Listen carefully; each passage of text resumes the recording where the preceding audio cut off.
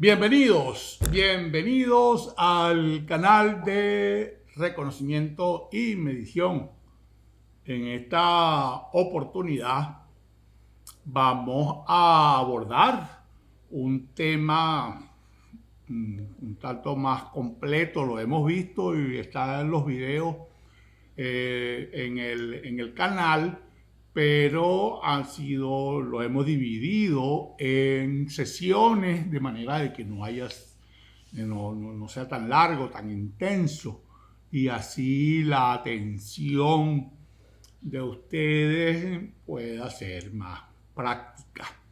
Sin embargo, consideramos que va siendo momento de presentarlo de manera integral y además agregarle uno o dos ejercicios antes de que presentemos de este tema específicamente. Todavía no lo hemos hecho. Antes de que presentemos la sección práctica de este tema específicamente y de otros temas específicamente. Vamos por parte preparando las prácticas y a este no hemos llegado.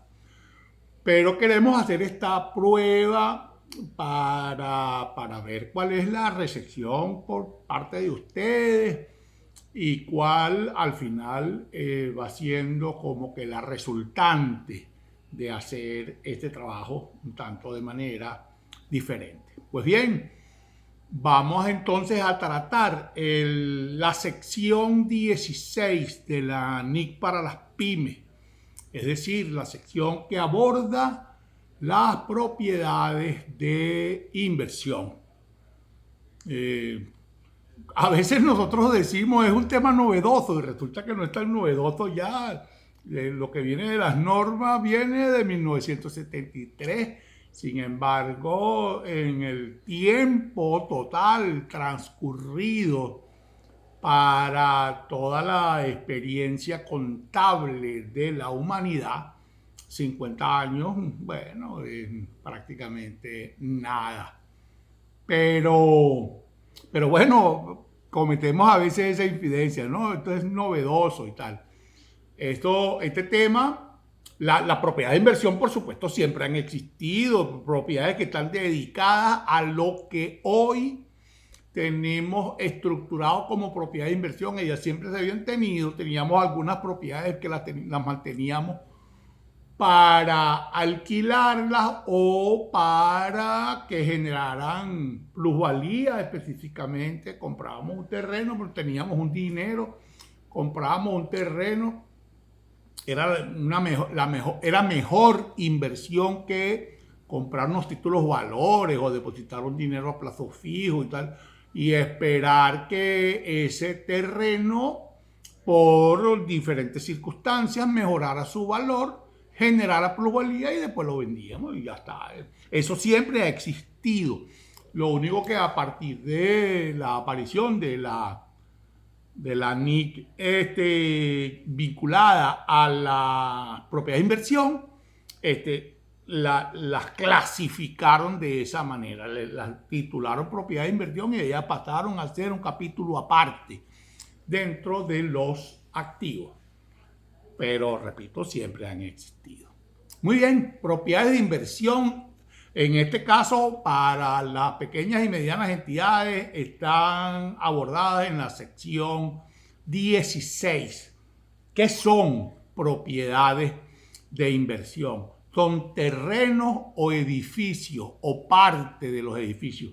Y pareciera una tontería, pero fíjense que decimos parte de edificio y no decimos parte de terreno, porque una parte de un terreno es un terreno.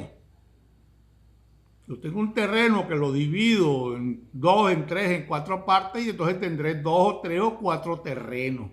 Mientras que yo un edificio lo divido y no voy a tener 2 o 3 o 4 edificios, sino que voy a tener 2 o 3 o 4 partes de un edificio. Por eso decimos partes del edificio. Repito, a veces que uno da algunas explicaciones que suenan a demasiado básicas, sí, pero no todos tenemos la capacidad de la internalización del conocimiento tan rápido como lo algunos sabios y tal, qué sé yo. Entonces, bueno, nosotros no tenemos ningún inconveniente en explicarla con ese lujo de detalle.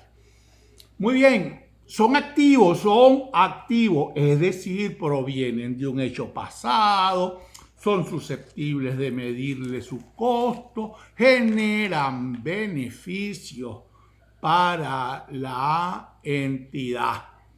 Entonces, bueno, reúnen los requisitos para ser activos, solo que no son propiedad, planta y equipo, porque no son utilizados para generar beneficios de manera ordinaria en el proceso productivo. Bueno, y no es ordinario que por alquileres se reciba algún beneficio si yo ese bien lo tengo destinado para la renta. Sí, pero es que lo tienes destinado para una o para la otra cosa, para las dos. Entonces puede ocurrir tanto una como la otra actividad. Por lo tanto, es verdad, va a generar unos beneficios, pero esos beneficios no se considerarán ordinarios, se considerarán que no son beneficios en el ejercicio económico de manera ordinaria, no son como las ventas o los servicios prestados y tal, sino que de alguna manera se saldrán de ese cajón, de ese encierro que le ponemos allí a los beneficios o a los ingresos ordinarios. Son entonces activos y como tal tienen que ser considerados. Los vamos entonces a medir, su costo tiene que ser susceptible de ser medido de manera fiable.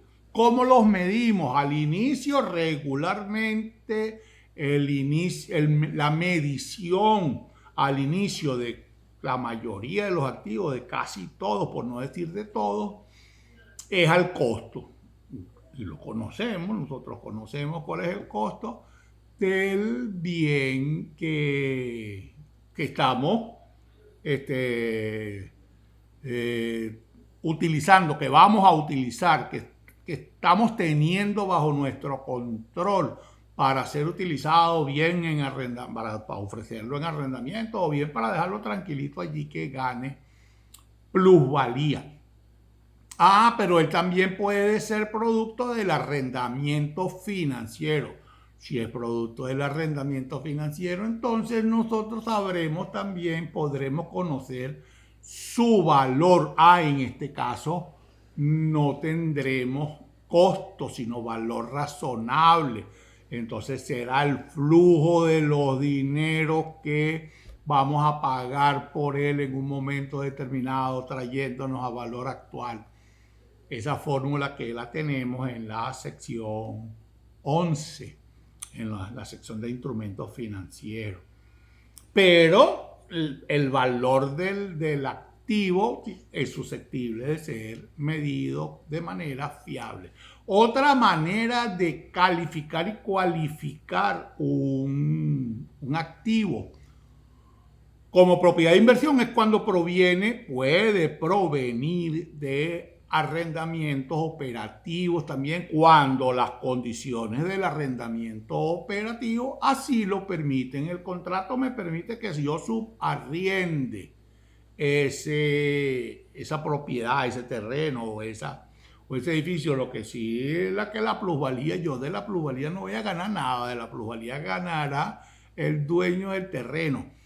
Pero yo puedo utilizar el bien para el arrendamiento. En consecuencia, el bien, de acuerdo al contrato que estoy firmando, entonces el bien podrá ser calificado y cualificado como arrendamiento, el bien que está bajo la figura de arrendamiento operativo, puede ser calificado y cualificado como propiedad de inversión. ¿De acuerdo? La propiedad de inversión, la medición de la propiedad de inversión y el reconocimiento posterior se hará a valor razonable con cambio en valor razonable. Esta para mí es una de las diferencias sustanciales del por qué no calificarlo y cualificarlo, incluirlo en las propiedades planta y equipo. Porque si lo incluye en las propiedades planta y equipo, él va a ser susceptible de sufrir depreciación, de que le apliquemos depreciación por lo menos a los edificios, no a los terrenos, pero a los edificios. Y en consecuencia, él va a ir perdiendo periodo a periodo capacidad de generación de beneficios. Mientras que si aplicamos un valor razonable, es probable, muy probable que eso no ocurra, sino que por el contrario, ese activo, propiedad de inversión, mejore en el tiempo. Entonces los medimos posteriormente a valor razonable con cambio en el valor razonable reconocido en resultado. Esto es un trabalengua que ya lo hemos dicho varias veces. Él no significa otra cosa más que yo medí a valor razonable en un momento determinado.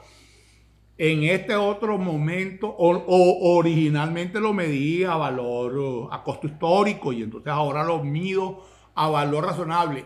Y casi que en el 100% de las ocasiones va a ser diferente una medición de la otra. Va a existir un cambio, una variación en la medición. Y en consecuencia, ese cambio, esa variación, yo tengo que llevarla a resultados. Fíjense que decimos una variación y no decimos una mejora en su valor. No, porque esa variación puede ser a que se desmejore. Nosotros tenemos unos apartamentos en una zona turística que por un accidente de estos de la naturaleza se llevó por delante toda la zona turística y acabó con la playa y los ríos y buena parte de la montaña.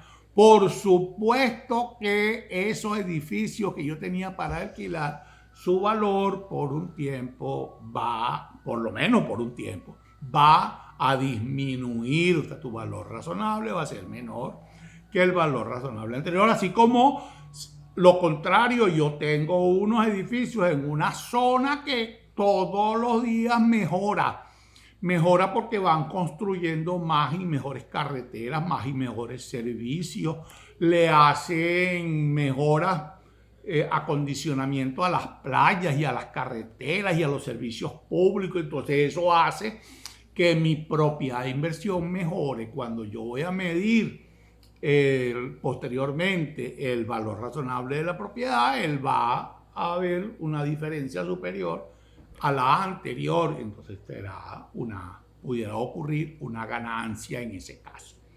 Es decir, va a haber una variación. No sabemos si buena o mala, pero va a existir una variación.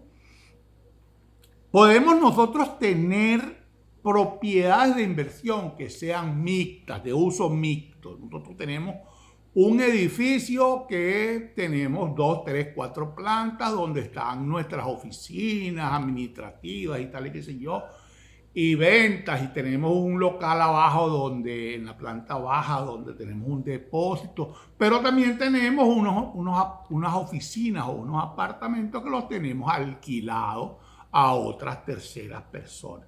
Tenemos un terreno que lo utilizamos nosotros como estacionamiento para los vehículos de nuestros empleados, de nuestros clientes, de nuestros proveedores, pero también alquilamos ese terreno a otras terceras personas para que también ellos lo puedan utilizar como propiedad, como estacionamiento. Tiene que ser susceptible, medirle el valor a cada una de esas secciones. Lo tenemos mixto, entonces tenemos una porción que es para alquilarla y una porción que es para utilizarla. ¿Cuál es la porción para utilizarla y cuál para alquilarla? Eso lo va a determinar los procesos de medición de ese bien en ese momento determinado. Para la medición del valor razonable, para la determinación del valor razonable, no nos olvidemos que tenemos la sección 11 de la NIP para las pymes, que son los instrumentos financieros básicos. En la sección 11, desde los párrafos 11.27 a 11.32, nos suministran una guía muy buena que nos dice cuál es el camino crítico que debemos tomar para efectuar la medición de los activos en un momento determinado, la medición mediante la utilización del método del valor razonable. Nosotros puede llegar un momento determinado en la entidad en el cual se pierda la manera, la posibilidad de determinar el valor razonable del bien, de la propiedad de inversión. ¿Por qué? Porque ocurrió un evento que no había ocurrido antes, y entonces eso va a generar una experiencia y unas circunstancias totalmente novedosas que no me permiten que yo de manera fiable pueda determinar el valor razonable del bien.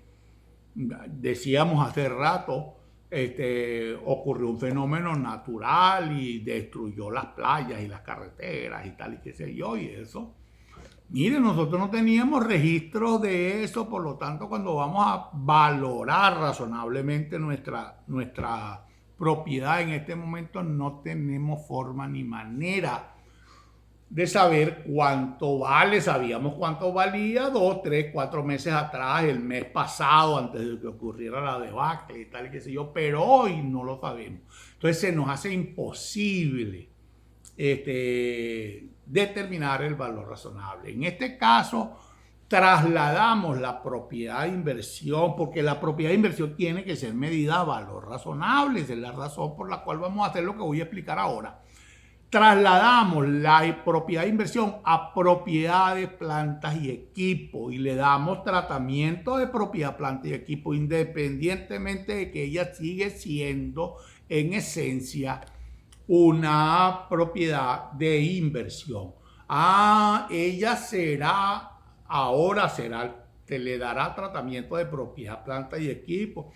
¿Y cuál será su costo? El que daba el valor razonable, el último valor razonable que le determinamos.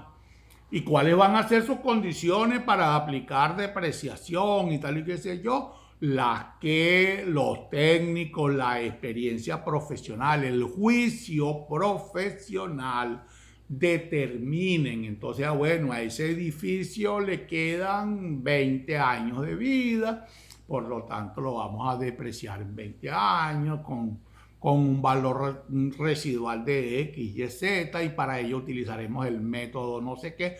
Todo lo tendremos suficientemente justificado, y a esa propiedad de inversión le daremos entonces tratamiento de propiedad, planta y equipo. ¿Hasta cuándo? Hasta que las circunstancias me permitan volver a determinar el valor razonable del bien. ¿Cuándo? Seguimos con el mismo ejemplo de la catástrofe natural, cuando reparen las carreteras, los servicios públicos se rehabiliten, las playas vuelvan a tener la hermosura que ellas tenían, comiencen a construirse nuevamente o a mantenerse o a rehabilitarse las propiedades de inversión cercanas, inclusive las nuestras, hacerle cambios y pintarlas y tal y qué sé yo, y entonces volvamos a tener la posibilidad de medir la propiedad de inversión a valor razonable, sin medirle el valor razonable. En ese momento entonces hacemos el traslado de propiedad, planta y equipo a valor razonable. Y si hay una diferencia entre ese valor razonable que tenemos ahora y el valor según libro que teníamos en un momento determinado, en ese momento determinado, eso irá a resultado. Esa transferencia es perfectamente válida, perfectamente posible y perfectamente normal.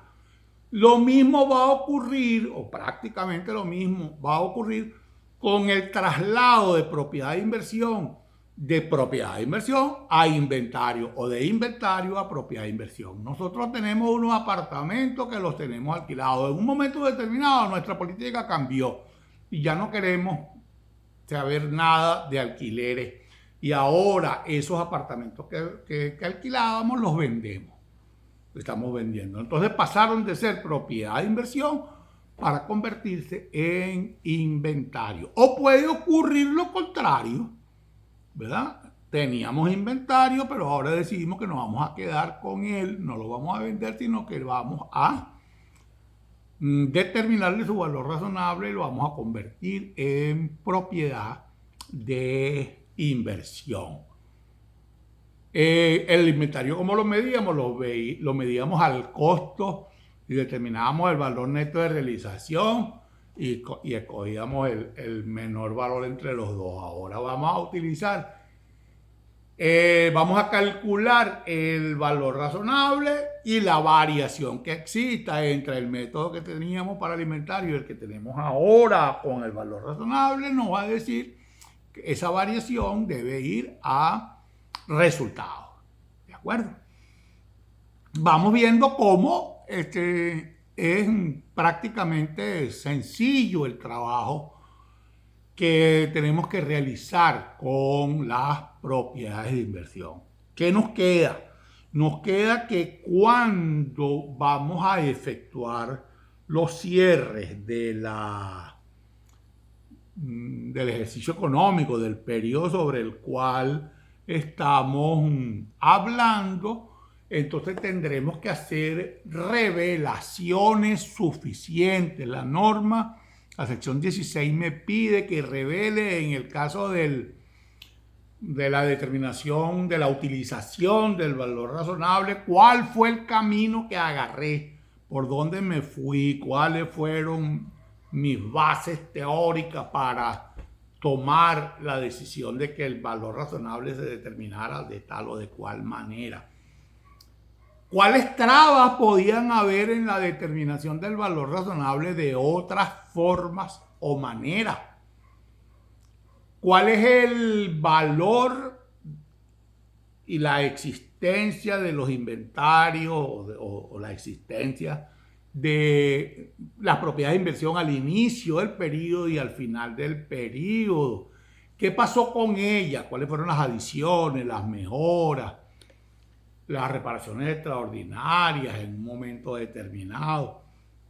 Desde el punto de vista del arrendador, entonces tenemos que informar. Miren, no se olviden, no nos olvidemos que esas informaciones no pueden revelar secretos, ¿no? Tenemos que revelar algunos aspectos del arrendador. Nosotros tenemos unos edificios arrendados a una empresa que se dedica a esto y tiene la experiencia suficiente, hasta ahí. Y nos damos datos de que cuánto pagamos por el canon de arrendamiento. No, señor. Hay datos que son secretos que no podemos suministrar. Y desde el punto de vista del arrendador, él tendrá también en sus estados financieros que suministrar alguna información sobre los arrendatarios. Tenemos unos bienes arrendados a una entidad o a una persona que se dedica a esto, que tiene otras propiedades y tal, qué sé yo, ¿sí? En consecuencia, vamos nosotros a cumplir con lo que nos está pidiendo la norma, la sección 16, respecto de la revelación de lo que ocurrió en el periodo sobre el cual estamos informando con las propiedades de inversión. Entonces, en resumen, las propiedades de inversión no son otra cosa más que terrenos, edificios o partes de edificios, discúlpenme que me sonría, pero es que me recuerdo de la explicación original, que están dedicados bien a la generación de renta o a la generación de plusvalía, que son activos. Por lo tanto, entonces cumplen con todos los requisitos de los activos y que pueden en un momento determinado, tienen en momentos determinados que ser medidos, sobre todo después de la medición inicial, tienen que ser medidos a valor razonable, con cambio en el valor razonable, pero que además pueden ser trasladados de propiedad de inversión a propiedad, planta y equipo, o viceversa, o de propiedad de inversión a inventario, o viceversa también. Y luego, cada vez que esos cambios ocurran es porque las circunstancias cambiaron. Cambió la política, cambió, qué sé yo, cualquier cosa que afecte ese actuar de la propiedad de inversión, entonces hará que el cambio ocurra. Y que tendremos que revelar fundamentalmente todo lo que la misma sección 16, propiedad de inversión, me exige como revelación de las transacciones que pudieran haber sido realizadas durante el periodo de tiempo del cual estamos hablando. Mis queridos amigos, si llegaron hasta aquí, wow, qué bueno, un enorme placer para nosotros contar con su presencia.